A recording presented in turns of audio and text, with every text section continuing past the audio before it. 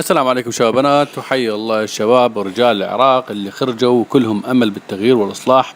مثل ما تعرفون اليوم جمعة القضاء على فساد القضاء، ولهذا أحب أوجه عدة أسئلة. أولها الحيدر العبادي: تمسكك بديناصور القضاء مدحت المحمود ما راح يزيد المتظاهرين إلا إصرار على مطالبهم، وجائز ينرفع سقف المطالب.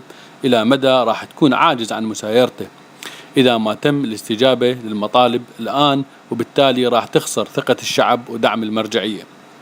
الرسالة الثانية للسيء السمعة نور المالكي: تهديدك بفضح ملفات الفساد والإرهاب ما راح يبعدك عن دائرة المساءلة القانونية، لأنك راح تعتبر شريك بالتستر على الفساد والمجرمين والقتلة.